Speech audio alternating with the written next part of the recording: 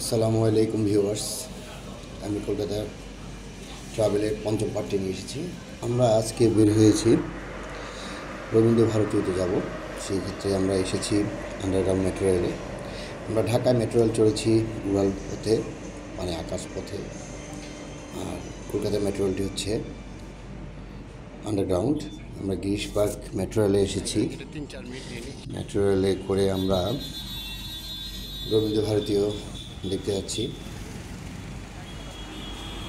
আমরা already metro থেকে নেমে পড়েছি গিরিশ পার্ক।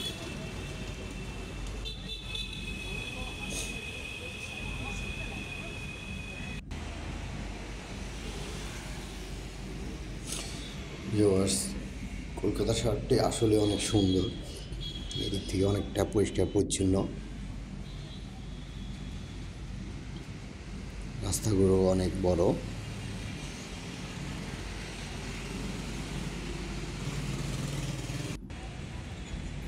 আমরা রবীন্দ্র ভারতীয় যে রোডটি, সেই রোডে ঢুকছি। এটি হচ্ছে রবীন্দ্র ভারতীয় বিশ্ববিদ্যালয়ের গেট। এখানে লেখা আছে রবি ঠাকুরের বাড়ি। আমরা অনেক ক্লান্ত হয়ে গেছি, গরম ছিল অনেক। সেক্ষেত্রে দেখলাম কুলফি বিক্রি হচ্ছে, তো আমরা কুলফি নিলাম, কুলফি খাচ্ছি।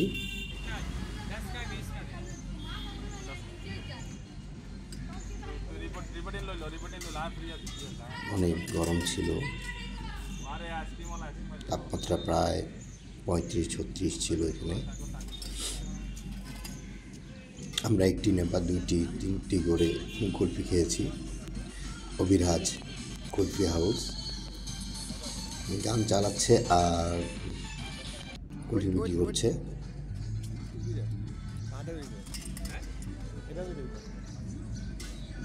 একটা কুলফি বিক্রি হচ্ছে 10 রুপিতে। কলকাতা শহরে একটা জিনিস সবচেয়ে কমন, যেহেতু এটি ব্রিটিশদের রাজধানী ছিল, সব পুরনো বাড়ি।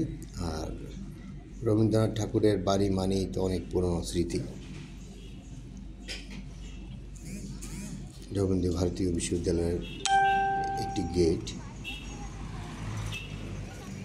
আমরা এসে দেখছি গেটটি বন্ধ।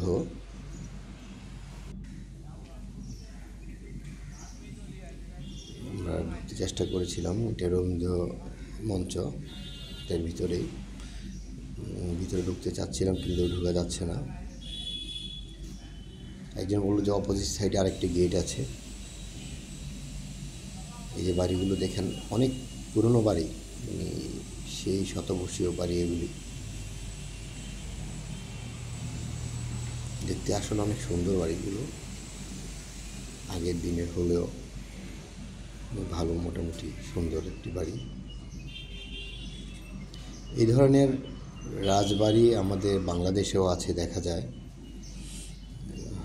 দেশের রাজবাড়ি বা জমিদার বাড়ি বলতে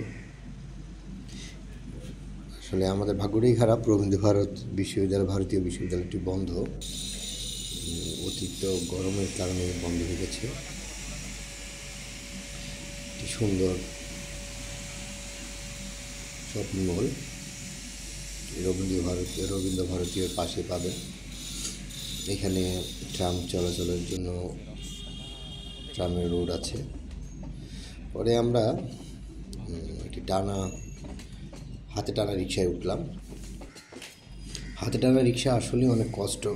আমাদের দেশে যেভাবে ঠেলা গাড়ি ঠেলে নিয়ে যায়, ওইভাবে টেনে নিয়ে যেতে হয়, অনেক পরিশ্রমের। তো সো গাইস, আমার ভিডিওটি এখানে শেষ হচ্ছে। আপনাদের যদি আমার ভিডিওটি ভালো লেগে থাকে তাহলে লাইক, কমেন্ট, শেয়ার করবেন। আল্লাহ হাফেজ।